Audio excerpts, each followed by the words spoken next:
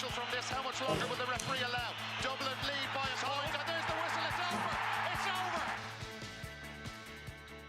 Well, hello there and welcome to the RTÉ GAA Football Podcast. What a weekend it was in the Football Championship, and another big one to look forward to as well. Plenty to get through over the next little while, and we'll do it in the company of Éamonn Fitzmaurice, who joins us. Éamonn, how are you? Good, Cathal. How are you doing? All well, Éamonn, and great to have Nigel Dunne in studio with us today as well. Offaly's Nigel Dunne. How are you doing, Nigel? Good now, Cathal. Thanks for having me. Are you glad to see the Leinster Championship back as a really big part of the GAA summer? I know Offaly not involved in it at the moment, but some weekend. Yeah, unfortunately, Offaly not involved in it, but an amazing weekend. Leinster football is truly back on the map. A long time in the doldrums with Dublin's dominance, but you'd have to say the excitement of last weekend and the anticipation as to what's to come, we can safely say we mightn't be producing many All-Ireland winners of Leinster in the next few years, or that's what it may appear. Dublin might be not happy with me saying that, but I think the championship is in good stead for the next 3 or 4 years anyway. Yeah, and you had a good result with the Offaly 20s this week. With the minors. With the Offaly minors, yeah. Sorry, minors. We beat Westmeath last night, so that was important because Westmeath were kind of on the crest of a wave with every grade, so it's good to keep the noisy neighbours down every now and again. Yeah, we just wanted to let you get the dig in before we started talking about a Westmeath win for the next little while, because that was probably the big story of the weekend. In Westmeath 4-18, Meath 25 points. I mean, what a win it was for Westmeath, and the manner in which they did it as well. I have to say, I was very much on board the Meath's story this summer in terms of where they might go to, but it came to a shuddering halt, didn't it? It is, you and me both, Cathal. Yeah, I've been very impressed with Meath, over the last 12 months and longer. But I think, there's two parts to the story. Westmeath deserve huge amount of credit for the way that they played. That we know going back years that they have plenty of quality players, the likes of Ronan Wallace, Ray Canellan, the McCartans, Luke Loughlin, Matthew Whitaker, all those lads that we'd be very familiar with. And then the likes of Kelly, Corcoran, those newer lads coming in and playing with fierce freedom as well. So they have a great mix, in terms of that they can go fast. In terms of their attack, they can go fast. They're happy to go slow and bring the likes of Luke Loughlin out when it, kind of goes into an 11v11. The likes of Scahill, Baker, Drum, their full back line are comfortable playing in one-on-one situations. So they have an awful lot of the tools, and afterwards you could see the way Mark McHugh spoke that they had very much a plan for Meath, and it wasn't a plan that they came up with in a week. That's something that they'd obviously been preparing for a while. They anticipated that they'd be playing Meath, and they were really ready for them. Even the changing of the goalie, I know McCormack had to go off early with a serious injury, but they did a serious plan, and they deserve massive credit. I think equally Meath will be very disappointed with they did come back well in the second half and they got it back to the 2 points. But they had big plans for the Leinster Championship this summer, and this certainly was a spoke in the wheel for them, all right. Yeah. Just on Mark McHugh, Nigel, I think he deserves a lot of credit for two things, really. One, given how the league finished, he certainly probably had a job to do after that Wexford game, conceding that late goal, missing out on promotion, to get the minds right. He certainly did that. And then the second thing for Westmeath at the weekend was the way that they played. If you look at 3 of their 4 goals, I think you could reasonably make the argument that a team that was lacking confidence, the player might have turned back and passed the ball back. But Shane Corcoran twice, I think, took his man on, and Whitaker as well carried the ball a very long way for his goal. So the team, even though the results mightn't have been brilliant the last couple of weeks, they came in with a lot of confidence, and Mark McHugh probably deserves credit for that. Yeah, he deserves enormous credit. Like, losing to Wexford in the manner they did and missing out on promotion would have been a huge dent in their confidence at the time, but it's a sign of a good group. It's a sign that they believe in the manager, where it didn't deter them off the path they're on. And like Éamonn said, I completely agree. They were definitely plotting. They weren't overlooking Longford, but they were thinking Meath. And as I think Mark said in an interview after the match, they had them locked in the dressing room till 12 o'clock on the Thursday or something. This was a win that I'd say he hung on every bit of experience he got under Jim McGuinness in terms of how to create the siege mentality and how to create that energy, because me and you were chatting off air, like they were jumping and celebrating at the end, but they were celebrating every turnover. Yeah. There was huge energy and belief in the group, and no more like the way like you alluded to, the way Corcoran was taking his man on, the way Luke Loughlin was coming out on the loop. They played with a team with genuine belief they could beat Meath. And the fact that that's only their second ever win against Meath, it shows how much they have bought into the ways and methods of Mark McHugh. Yeah, absolutely. And the way that they played, you say the forwards that they have, and I know you mentioned, and the full backline played very well because Meath have been very potent from a forward point of view. But that full forward line, Loughlin and Corcoran in particular, they were electric at the weekend. They were electric, and they're playing exactly as Nigel said. They're playing with serious confidence, and they'll fancy their chances now of getting into a Leinster final. That game between themselves and Kildare will be a great battle. And obviously, if Westmeath do make it as far as the final, it could have consequences for other teams, the likes of Down in particular, with regard to Sam Maguire, depending on the way that they go in Ulster. So it has huge ramifications, that win and that performance from Westmeath. So hugely impressive, and they'll be licking their lips now at the thought of Kildare in a couple of weeks' time. To be fair to Kildare, they got the job done against Laois as well and looked quite impressive at times. Probably should have scored a bit more, but Westmeath are certainly on a crest of a wave after last weekend. Yeah, why don't we hear now from the Westmeath manager? Here is Mark McHugh giving his reaction afterwards. We fully believe coming in here today that we could put on a performance to trouble them. We studied them as best we can for the week we had. They're so big all over the field, and there's so many threats all over the field, so we had to come up with a game plan that worked, and we believed in it, and we asked everybody to buy into that game plan just for today. The effort, the work rate, and the clinical finishing. Our finishing was brilliant today. Unbelievable one. It's a big one, but it's just another step to hopefully where we get to the Leinster final where we want to be. You've talked about game plan and clinical finishing, 5 goals against Longford. Did you really intend on going for the jugular today and getting as many goal chances as you could? Well, we looked at Meath and we figured we could get at them with our forward line. Our forward line, I'm not saying they struggled in the National League, but the wet ground is just not as prominent for them young lads, because once you get a sod like that underneath us here, we knew that Shane and Brandon look like they would trouble any full back line in the country. It was a real powerful finishing clinical, like that last goal with Shane Corcoran top corner, and a lot of people would have fussed that over the bar, but he not put it and put us 10 points or 9 points up at the stage. So we thought we could get at them in the full back line, and thankfully we did. And I thought our kick out press was brilliant. We always know we're going to lose some. The ones we won, the fight under the breaking ball today was immense from everybody, and I'm just so proud of them. Yeah, that's Mark McHugh, the Westmeath manager, speaking to Rob Catterson on RTÉ Radio on Sunday evening after their win. Nigel, can they win the Leinster Championship now, do you think? Of course. Only the remaining 4 teams can win it. They've just beaten the favourites, so they'll definitely be in with a shout. They're playing the great enigma that is Kildare, so a lot will depend on what Kildare team turns up. Can Westmeath reproduce that same type of energy? It is difficult because they, like we've said, they've been eyeing up Meath.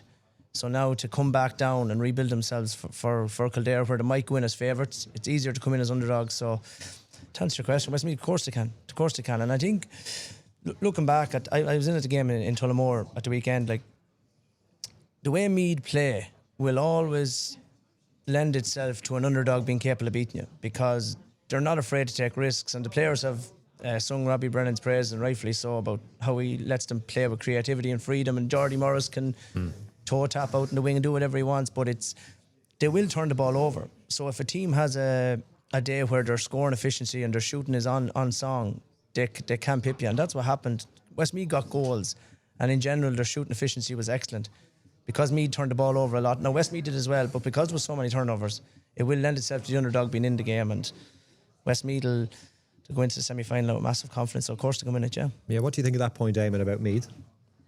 Yeah, I agree absolutely, and I think that I hope, just from a neutral perspective, they don't change too much about the way they play, because I think the games that they're involved in, they're brilliant to watch as a team themselves, but also then the way that they play lends to great matches in general and great contests. So I hope that they don't kind of pull up the handbrake now and go very conservative, because their method of that kind of gung-ho football has suited them so far. But I do think they're going to look at the way that they're defending. I remember even at the day of the league final against Cork, I wrote about it afterwards in the Examiner that I felt they were a bit. I was surprised in one-on-one situations that they weren't a bit better, and even structurally in terms of getting back and helping each other. Like we saw them the night in Newbridge, Cathal, and they were very good defensively that night in terms of both team defence and one-on-one defence. But I think both in the league final and again the last day, fellas were left in one-on-one situations and they weren't great in one-on-one situations. They were being beaten in one-on-one situations. So I think that's something they look at. But I hope they don't go away from kicking the ball and looking to move it inside to their full forward line. The Westmeath full back line were outstanding the last day. Some of that was down to possibly the supply being, the kicks being slightly off in terms of the ball inside. But yeah, I agree with Nigel, absolutely. The way they play, it will allow the other team to be in the game, but when they get it right, then as they did in phases in the league, they can really steamroll teams as well. So they still have that capability. So like I said, I hope they don't revert to a more conservative model after that defeat now for the Sam Maguire aspect of the competition later on. Yeah, they'll still be a dangerous team, you'd imagine, in the All-Ireland series. Yeah, and I completely agree with Éamonn, because not that you have a second favourite team, but I love watching Meath play. And I think they have a blueprint, because last year they were in, okay, it was the Leinster final, but it was still somewhat of a similar circumstance. They took a massive dunt by losing that Leinster final, where the expectancy would have been going into beating Dublin. So the Delaney Cup was within their grasp, and they missed that opportunity. They would have had to lick their wounds, get back, and they got to an All-Ireland semi-final. I don't think they'll change the way they play. I don't think they can, because I think if they do, I think they'll fall further down the pack. Their only way of competing is to stay doing what they're doing, and they'll just have to take their medicine. Some days it'll be good enough and some days it won't. Yeah, absolutely. Well, let's see what happens with Meath, but they'll definitely be a team the teams will want to avoid in that All-Ireland draw. Just on Westmeath as well, I have to say, I was covering the game at the weekend and you were just wondering coming down the track when Meath were coming back. You remember last year Westmeath lost so many games by narrow margins, 4 by a point, 2 by 2 points. Meath beat them with a last-minute goal in the league last year in Mullingar. They had a draw last year in the league as well, but they hung on. So you just wonder, will that release that kind of mental baggage that some of the players might have had, albeit under a different manager, Dermot McCabe, last year?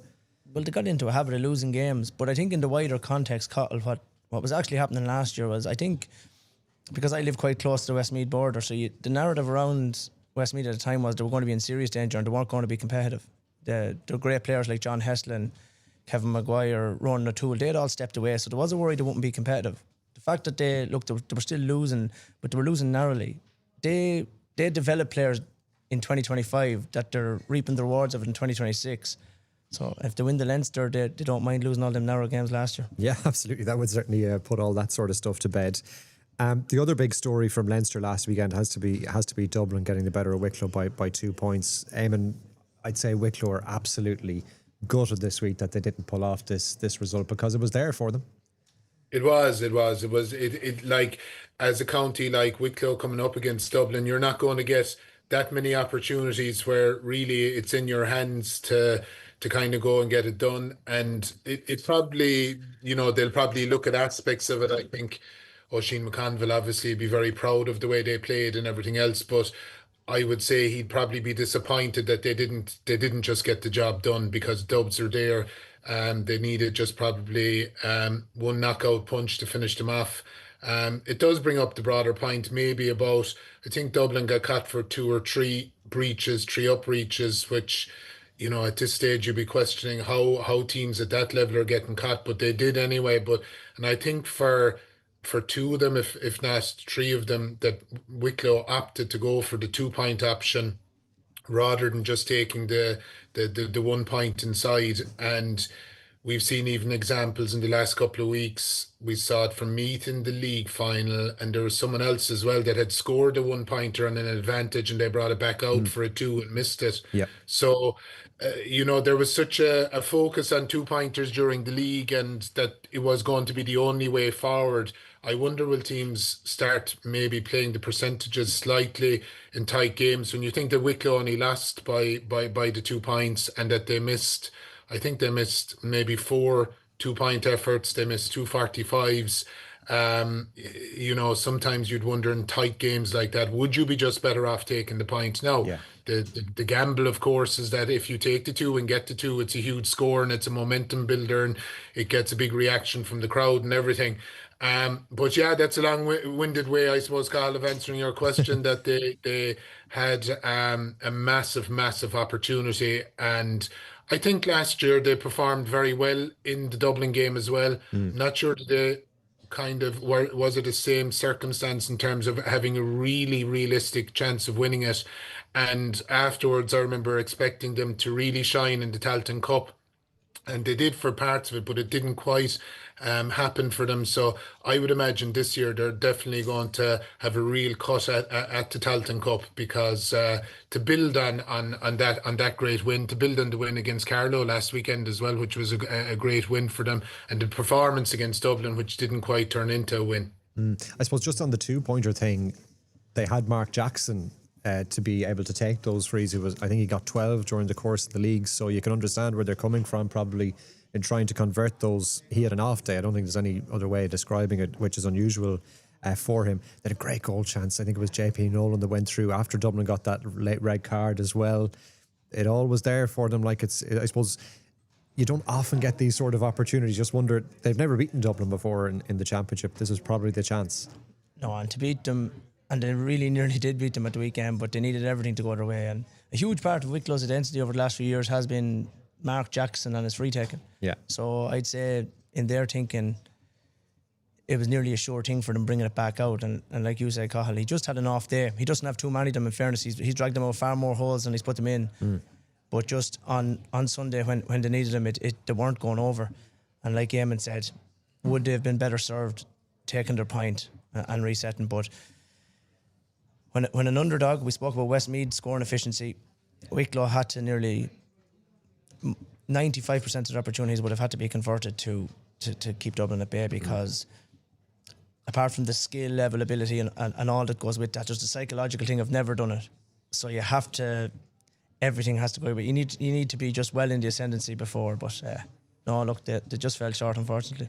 Yeah, they scored an early penalty. Actually, you could hear in the camera one of the Wicklow supporters saying, "Blow it up, ref," after a couple of minutes. And in the end, they were actually hoping it would continue a bit longer because they needed time at the end. We'll talk Dublin in just a second, but first let's hear from their stand-in manager of the weekend, Dean Rock.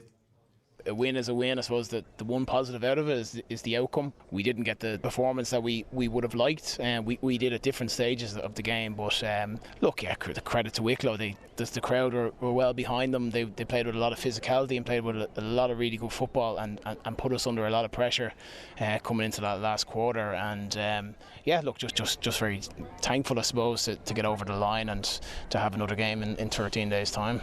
On a scale of 1 to 10, where would you rate that Dublin performance, though? It's hard to know. Look, we'll go back and reflect on it, but I suppose at different stages, I thought at the stage in the fourth quarter, we pushed on and got our lead stretched out to 5 points. We finished the half quite well in the first half when we were under a lot of pressure. So there's moments in the game, it's just trying to get that consistency across the 4 quarters. But with the new game nowadays, there's so many momentum shifts. You know yourself, you can be 5 or 6 points up and quickly back to level or a point behind. So just trying to manage that momentum a little bit better going forward. But there's a lot of debutants there today as well, and a lot of fellas who are, getting used to playing championship football, and other fellas then as well who just, yourself, first game of championship. It's a different experience, and it's a different pace and intensity to even the league itself. So look, we'll come off from the experience, and as I said, I think we'll be much better and put in a much more improved performance in 13 days' time.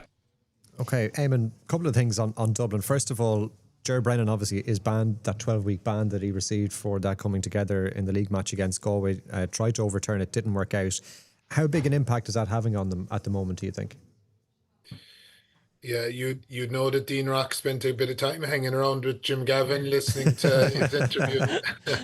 To be fair to him, look, it's far from ideal, Cathal, in terms of what's going on in Dublin at the moment.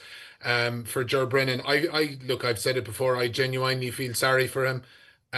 Just on a kind of a human level, from the point of view that he took on that job. It's, I imagine, a kind of a dream job for him, and he ends up getting into a scrape above in Galway that he shouldn't have gotten involved in. He gets a severe ban, the part of it that I would struggle with most is whatever about the day of the match, not being involved in training and all of that. That's hugely penal on himself and on the group. And it's, I imagine personally for him, it's a tough enough situation now to be in at the moment as manager of Dublin. So it's not ideal. The fact that his deputies around him are kind of inexperienced. They're obviously huge playing experience, but management experience they don't have any. Niall Moyna is very experienced in management, and I'm sure he's probably the steady hand in the background. But you know, Stephen Cluxton, Bastick, and Dean Rock himself have massive experience of playing, but managing, and in particular managing in a kind of a challenging situation, is very different, and they're learning on the hoof. So it's not ideal. But look, I think for Dublin, Cathal, the question is, whatever the circumstances, be it injuries, changing of the guard in terms of players, the situation with Ger Brennan, you asked the question, as a player, are you getting the best out of yourself at the moment? I don't think enough of them are.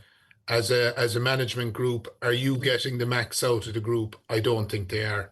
So I think in terms of the big picture, in terms of moving forward, they're the kind of things they need to focus on. The management group need to concentrate on getting the best out of the group, which isn't happening at the moment. And players individually need to focus on themselves and get the best out of themselves. And if you get that much right, things can build from there. But you know, they're going to have a fair test now in the semi-final against a very informed, loud team who will be fancying their chances. So that'll be a fantastic battle in I think it's on in Portlaoise, isn't it? Is it on in Portlaoise? Yeah. In week and a half's time. So tough. It's a tough situation for Ger Brennan for sure. The Dublin situation in terms of, okay, they got relegated in the league. It didn't go particularly well for them, but they still have a lot of quality within that team. Conor O'Callaghan came off injured the last day, but he's still what you would probably call a generational player. There's a couple of more sprinkled in around him. But if you look at the trend, Dublin beat Wicklow by 4-25 to 111 in 2018. Last year they won by 9 against Wicklow, and now it's just 2 points. I think this current group is definitely suffering from the comparisons, because like it is chalk and cheese, and it's unavoidable that we compare because there's still a crossover of players. Yeah. You'd question how hungry some of them players are. And you'd question, can the current player step up to a level that's required to win All Ireland? At the moment, you'd have to say no. Dublin kind of remind me of Friends, the sitcom, because it was iconic and it'll be talked about for generations. And the current group is like the Joey spin-off, because it's just not quite there, but we're expecting the same results from it. Do you know what I mean?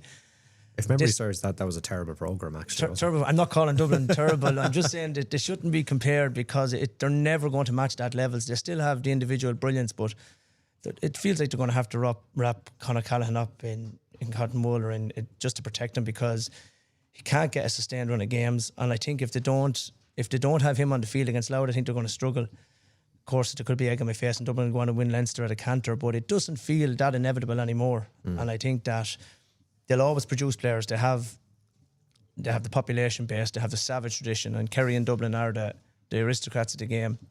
But it feels like we were talking about splitting Dublin in two not too long ago. But the reality is now dawned on everyone that was an exceptional golden crop. At the moment, it'll be a sporadic crop. They'll win every now and again, but there'll be no dominance. Split Westmeath in two was the call last week, I think, from Brian Fenton on the podcast. Just on that, lads, you both have played, you've both managed as well. That call by Ger Brennan, Éamonn, to, I suppose, for the players to get more out of themselves earlier on and questioning maybe the performances of some of the more established names. He did it a couple of times during the league. Has that worked? That's a very loaded question, Carl. No, it hasn't worked, and I would have questioned it at the time. It isn't. Look, everyone has their own style in terms of the way they manage and get reactions out of the players. Absolutely, in a dressing room or in a video meeting or in a one-on-one meeting, I think you'd be having those kind of discussions. I wouldn't be having them with the media, but I think, like I said, everyone has their own style. like you mentioned, the talent is there. It is just a case of there aren't enough of them playing well at the moment. The con situation is it's kind of sad watching it. I mean, he's not going to be playing against Louth. No way that he it looked like when he was sprinting in the time. Who got the goal? McMorrow got the goal that time. That he was going at full speed, and you could see him pulling up. So he's done damage again. Like he's done damage, and he's going to be out. I would say for a while by the look of it. He didn't even look at the goal going in himself. He was so he was so distraught and disappointed. He looked straight over to the line, and he actually didn't. When the ball hit the back of the net, he didn't even look in to see it. So that's obviously a disaster for Dublin, because he is their main man. But I think they just have to accept he's not going to be available in the short term, and they just have to drive on without him. But like I said a minute ago, I just think the players have to look at themselves, try and get the best out of themselves, and then the management try and get the best out of the group, because there's still plenty there, and they'd love nothing more now than to gather themselves and and tear into Louth and beat Louth, and suddenly they're inside the Leinster final, and there would be no one backing against them in Croke Park again. So it's not a case of that this is over for them, but they'll certainly need to really up the ante for Louth in a week and a half's time. Yeah. Nigel, you might be able to give us a bit on just the Dublin scene from an underage point of view. You've been involved with Offaly, with various teams. Just taking a glance at the lack of underage success maybe that Dublin have had of late. They haven't won any of the last 5 Leinster under 20 titles, but if you go back between 2014 and 20, they won 6 out of 7 in that spell, and they picked up a couple of All-Irelands on the way. I think it was 4 between 2010 and 2020. Their last minor was back in 2012. Are they doing enough or getting enough from their underage teams to bring through to senior level to keep it at that high level that we've seen them at? I think they changed tact a little bit in terms of they wanted to really focus on the development of bringing more players through and weren't overly obsessed with winning.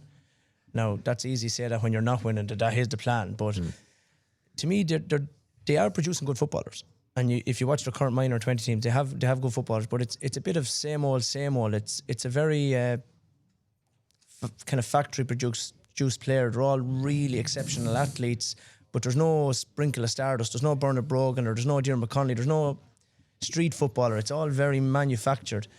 And even when you listen to interviews of guys managing teams now, it feels like they feel there's a certain way to conduct themselves. And that's why I'd have a lot of sympathy for Ger Brennan. He reminds me more of someone that just does things his own way, and that might not always be right, but I just think lads need to be more authentic there. They need to be realer. And I don't know if that rubs off and producing more street-style footballers, but Dublin are producing footballers, Cathal, be under no illusion. It's just they're not winning underage titles, that's fine. But to me, the biggest worry is they're not producing kind of a maverick or a mercurial talent. Okay, that's interesting. So Dublin Louth on one side of the draw, and Kildare then up against Westmeath on the other side of the draw, and those Leinster semi-finals the weekend after next. We had some Ulster action, lads, last weekend as well. Derry getting the better of Antrim, and Monaghan with a badly needed win against Cavan. That'll give them a boost heading forward in that local derby that they won. But Éamonn, you've already referenced Down, whose position now in the Sam Maguire is in real jeopardy if Westmeath were to make it to the Leinster final. Down would be the team to miss out if they don't make it to the Ulster final. And they've got Donegal this weekend. So that adds an extra layer of spice to that fixture for them. It does. It's obviously a huge game for Down now. They would have been probably half expecting, with the way Meath were going, the way nearly all of us were expecting, that they wouldn't be in this situation. They would have probably felt after winning the league final a couple of weeks ago that guaranteed their Sam Maguire status. But fairness to Westmeath, Mark McHugh with that performance there after putting the cat amongst the pigeons. So look, it's a huge ask for Down to go up to Donegal. Donegal are the farm team in the country at the moment. It's going to take them underperforming. It's going to take an epic Down performance, which neither of which is beyond the realms of possibility. Of course they can happen. And if anything, this championship so far, that's the kind of stuff that is happening, that we're seeing unexpected results. We're seeing great wins. We're seeing big swings in games. Down will have a plan, and no more than Mark McHugh, having had an eye on Meath from a long way out. You can be sure Conor Laverty has been eyeing up Donegal since their first night back training. They competed very well against them last year. They had that goal chance that they missed. Can't remember, was it maybe 5 or 6 in it at the end of the game last year? But they really put it up to them. So I imagine it'll be a similar model. Thing that I found interesting about the game last year was that Down, they, similar to what they did in the league final, they built a lot of those slow attacks where they had long phases of possession and got the shot off at the end. Now Donegal were happy to sit in last year. That was the way that they played and defended. They've definitely altered that approach this year. So it'll be interesting to see what Down bring, and if they do try to play that kind of possession-based slow attacks, will Donegal allow them, or will they come out and try and get the ball off them and go the other way fast? So I think there's loads to look forward to in that game. It's a huge game, and look, you can be sure that Donegal at home, they're going to be coming out trying to make a statement of intent as well in terms of what they're looking at. Jim McGuinness is always hugely focused on the Ulster Championship. Since Cavan's great team, I think only Down in the 60s maybe, and Armagh and the Naughties won 3 in a row, and they're up for 3 in a row now. So they'll be very, Jim McGuinness teams rarely are off the boil, so you'd expect them to be hopping, and Down will have to be at their very, very best to compete with them at the weekend. I think the problem Down will be getting hands on ball. So just Donegal are so big around the middle that Ronan Burns is going to have to, which he's more than capable of. I think he's one of the best in the country at going short. So they create pockets of space for the pacey receivers to come just outside the arc and collect a short kick out. But if they can't get that away and they're kicking out into contests and overloads, I just see Donegal having too much hand on ball. And then where we talk and we rave about Meath, like they're so exciting to watch, but they will give you the ball back. Donegal just won't. So that play is going to end when the shot is taken. So the problem for Down will be just getting hands on ball. I completely agree with Éamonn. Down are really structured in attack. They'll load up their full forward line. They'll keep the width and depth. But will they have the ball enough to be able to do that? I'm sure they'll be able to complete their attacks. It's just how many will they have over the course of a game? Yeah, and Donegal certainly looked to have added that physicality. Maybe they didn't start with it all the time last year, Éamonn, but they did in that league final against Kerry. They were awesome. Oh, they were outstanding. Every aspect of their game that day was just so impressive, and I was surprised he showed as much as he did actually that day in terms of the way that they dealt with Kerry loading up, their kickouts, Kerry's kickouts, the way that they pushed out, the way that they dealt with some of Kerry's playmakers. The situation with the turnovers, as Nigel mentioned there, I think they'd only 2 in general play, 5 overall. They really are very hard to play against. And the difference with Donegal and the contrast with a lot of teams, with the contrast with the likes of a Down, is that when they're setting up their set attacks and they're in possession, it's at 100 miles an hour. The ball is really moving. The players are moving. They're cutting off each other. The angles, it's mesmerizing. It's fantastic to watch. Like I like the way Meath play, for example. Donegal play a very different style, but it's equally impressive to watch how accurate they are, how good they are, how the understanding, the chemistry, getting the ball to the right man, the finish. Then Conor O'Donnell's goal in the league final was a perfect example of that. So they're going really well. Exactly as Nigel said, when they get hands on ball, it's hard to get it off them. And that has been a feature of them over since the new rules have come in, really. They turned over more in the All-Ireland final last year, I'd say, than they did in a lot of the games, which was unlike them, and it fed into some of Kerry's scores, particularly in the first half. David Clifford got a great 2-pointer when Paddy turned over the ball, which is just so unlike Donegal. So they were so impressive in that league final, and there's much to look forward to. And even that day, then they were missing the likes of Darragh O'Boyle, Oisín Gallen, Finn Barrorty came on as a sub because he was sick. It will be interesting to see what he does in goals. Sean Patton's back. Mulrenny's had a fantastic league. Will he leave him there, or will he put Patton back in, and what will that mean then? So there's plenty to look forward to there. Yeah, that game on Sunday afternoon in Letterkenny, and Fermanagh play Armagh on Saturday night. Fermanagh had a tough league. You'd imagine Armagh will have enough in that one. Nigel, would that be a fair call on that? I think so. I think it's hard to see anything but a convincing Armagh win. That's not being disrespectful. That's just being, like, that's just looking at it in reality. It's Armagh are thinking of being in the melting pot for Sam Maguire. Fermanagh are still trying to figure out what they are or what they're trying to do. They have a really experienced manager in Declan Bonner, and he's managed teams before to beat Armagh, but I think this Armagh is a different animal. I think it mightn't have happened in terms of the points they accumulated on the board in the league, but I thought they were really good. They got a bit of a scare against Tyrone, and like generally that's a 50-50 game, but they would have been expected to be a little bit more convincing. I think they'll be well tuned in, and I think it'll be convincing for Armagh at the weekend. Okay, that game on Saturday night. Éamonn, you mentioned the league final, Donegal and Kerry, that we spoke about there. I'll just read you a piece of Darragh O'Shea's article, maybe from the Irish Times today. You're smirking on screen.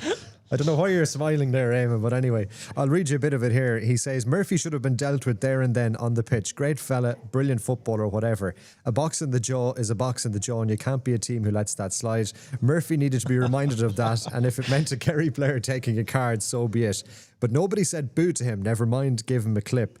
That would have been my big takeaway from the day. Apart from anything else, Murphy himself would understand the terms and conditions. There, that's about the infamous now Michael Murphy coming together with Dylan Casey. What do you think? You can be sure if Darragh was in the field, or maybe Tomas or a few more of them, he wouldn't have got off as likely, Cathal. But yeah, no, look, I agree with Darragh. I do think that I'm not saying that someone had to go in and rip Michael Murphy's head off and get a red card, but they certainly could have had a few nibbles off him and been physical with him. I mean, he went on to score.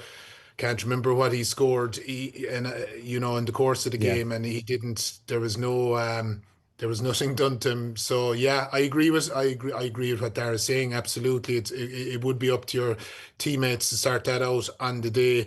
Now Kerry were so lacking energy and they were so unlike themselves in that league final. They probably had enough to do to keep their head above water in terms of the game, the way that the game went. But maybe if they come across Donegal down the line, Michael might get a bit of a welcoming committee somewhere along the way. You mightn't go on holidays down to Dingle this year, Michael Murphy. Talk to us about the mood in Kerry, maybe, Éamonn, since that league final defeat. How are things shaping up to play Clare this weekend? Yeah, it's been very quiet, to be honest, Cathal. The lads were away in Portugal on their training camp. There are injuries. I think there's injuries being reported this week. That there's a good few of the lads that are still out. Shane Ryan, Brianna Beagley. There's rumours about Shawnee Shea, Joe O'Connor. That there's different fellas carrying knocks. Other players then don't have a huge pile played, the likes of Gavin White and Diarmuid O'Connor and them. So they're still not up to full speed, I would say. But obviously they'll be looking forward to getting back on the pitch now this weekend into the Munster Championship. Traditionally, we've always found it tricky above in Ennis. We've had plenty of tight battles with them up there during the years, so they won't be taking it for granted. But look, with the good league in general that Kerry had outside of the league final, and Clare had a tougher league. I think they lost their last few games. They haven't won a game since round 5 in the end of February. So they probably lean a bit too much on the likes of Mark McInerney and Owen Cleary and Aaron Griffin for scores. So I'd be expecting Kerry to win, and I'd be expecting a big performance full of energy from them. But things are quiet, to be honest, Cathal. People were disappointed with the performance in the league final, but at the same time, they weren't getting carried away with it in a spiral of negativity or anything like that. Yeah. What have you made of what you've seen of Kerry this year, Nigel? I think they've been going about their business in a so-so fashion. I think it's exactly where they want to be. I wouldn't read anything into it from a Kerry point of view, the league final. I just can imagine Jack O'Connor going into the dressing room and winking and smiling at Cian O'Neill like it's all on course. The plan is coming into action, that the pressure is going to... They're going to meet later in the year. It'll probably be to decide the All-Ireland. And now, where everyone was talking about this is going to be a runaway Sam Maguire for Kerry, now, Donegal are back in massive contention. So the pressure is back on them. So I think it's a perfect scenario for Kerry, and I think it sets them up very well. they'll have too much for Clare at the weekend, regardless of who's available and who's not. But from an overall sense, I think Jack O'Connor and them Kerry players are mad to do 2 in a row, and I think they'll be well tuned in to do it. But just on the Munster thing though, Éamonn, and you mentioned the injuries that they have. A couple of big players that are being reported that they're carrying knocks. Seanie O'Shea, as you mentioned, Joe O'Connor maybe as well. With a Munster final against Cork coming down the track pretty quickly, you'd want those to clear up quickly. You would, but I don't think they'll be thinking about the Munster final at all this weekend, Carl. From their perspective, it'll be all about, being professional on Saturday and performing well and getting the win, however they get it above Ennis in the first place. And after that, trying to make sure that they're in good shape for 2 weeks afterwards once they get the win. But yeah, look, I mean, the thing about it was last summer, what happened for Kerry was there were injuries at different times, and because of that, the likes of Mark O'Shea and Sean O'Brien in particular got opportunities that they mightn't have gotten if everyone had stayed fully fit. And they showed what you do when you get an opportunity. They really grabbed their opportunities, and they held on to their positions, and they were absolutely central to Kerry winning the All-Ireland last year. So I think it'll be a similar approach to any of the other lads that are getting opportunities at the weekend, that it's a big opportunity for them. And in most squads, possession is 9/10 of the law, and if you have a jersey and if you're playing well, it's hard to shift you out of it, regardless of the personnel that are waiting there in the background to come in. So I think that's the way they'll be looking at it. But from Jack's perspective, he'll be hoping to get those players back on grass and playing football ASAP, because regardless of what happens this weekend, they'll be needed if you're trying to win an All-Ireland. Paddy Clifford is another fella that we didn't mention there. They're central players. They're all critical players to Kerry, and regardless of how good you are or how good your panel is, if you're down some of those big bodies, it makes a difference. And you're laughing away there, Nigel. We saw it in Tullamore last year when the likes of Seanie Shea and Bryn O'Beagley and a few of them were injured for that game, and Meath turned them over. You need everyone. So it's a good problem to have, though. There, Nigel. It's a good problem to have. It's a good problem to have. Well, let's see what happens with Kerry, but you'd imagine they'd have enough for Clare at the weekend, and Cork and Tip then on the other side of the draw. And I think everyone, from a neutral point of view, would be anticipating a Munster final between those two, Cork and Kerry, with huge anticipation in a couple of weeks' time. The game that's live on the Sunday game from a football point of view this weekend is in Castlebar. Mayo against Roscommon in the Connacht Football Championship semi-final. Mayo, always an interesting prospect, Nigel. Reasonably good league campaign, a lot of 2-pointers under the new management of Andy Moran. Looks like they're really setting out their stall here to try and win this Connacht Championship. Galway looking for 5 in a row, so you'd imagine a Nester Cup would do Mayo the world of good. Yeah, absolutely. I think one of the things Andy Moran would have targeted when coming in would be to try and win back Connacht, because it's been a long time. Was it 2021? They've shown their hand quite a bit in the league. They've really went after the 2-pointers. It's funny, we had Kerry last year purposely talked about. Paul Ganey gave a very good interview where they said they weren't going to focus on 2-pointers and they're going to play it as they see it. But then the All-Ireland was decided by them being absolutely ruthless in their execution of 2-pointers. So I don't know if there's something coming with Andy Moore and he's completely short his hand with the 2-pointers. Maybe there's something else up their sleeve where they're going to create diversions or traps and they're going to create more goal scoring opportunities. But you have to say they've been impressive for large parts of the league, and they're well set up for Sunday against Roscommon. But it's a really interesting match, and it's a hard one to call because they're similar in so many ways, and yet they're not similar. And there's local bragging rights, there's a healthy hatred, there's quality forwards. I just think with the mean in Castlebar, I think the likeability factor with the likes of Andy Moran, I think he has the Mayo supporters kind of dreaming again. I know they had a decade-long pursuit there of Sam under that great team that fell short against Dublin, and I think they've last few years they kind of lost hope a little bit, but there's a little bit of hope back, and there's a different energy around the place. So Sunday should be a blockbuster game, and it is actually probably the game of the weekend, in fairness. Yeah, it should be a cracker, and it's live on Sunday afternoon. Just on the Castlebar factor, I was looking back at some of the meetings, Éamonn, that they've had. I think the last 4 times they've met in the championship, the away team has won. So Roscommon probably won't fear going to McHale Park no more than Mayo. If it was in Dr. Hyde Park, wouldn't fear that. You mentioned the rivalry as well. Mark Dowd was involved with Balhadreen, which is Andy Moran's club, guided them to a Mayo Championship back in 2012, so they know each other really well. Roscommon showed virtually nothing, Éamonn, in the league meeting between the teams towards the end of the league, so they've obviously held quite a bit back. Now, Dara Craig is suspended, which is a big news, unless that's appealed between now and then. How big a loss is that going to be? He's a huge loss. He's a brilliant player, and he's such a free scoring forward. The clips that we saw, whether there was something else, they were fairly harmless. In terms of getting sent off for what was the few clips that circulated after the game. It looked like nothing, to be honest about it.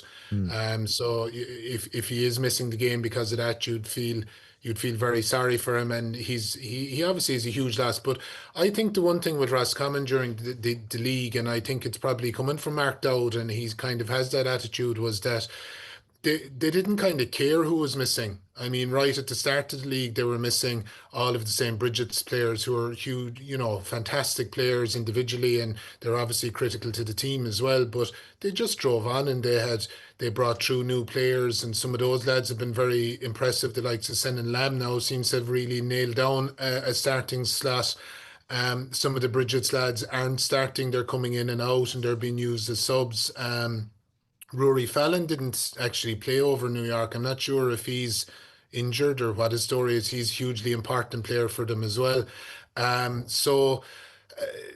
He is a loss, but like I said, the attitude of Mark Dowd and the group has been, they've just driven on. They've played some fantastic football, both on the front foot, defensively, in terms of coming back, tactically, the way they've been set up.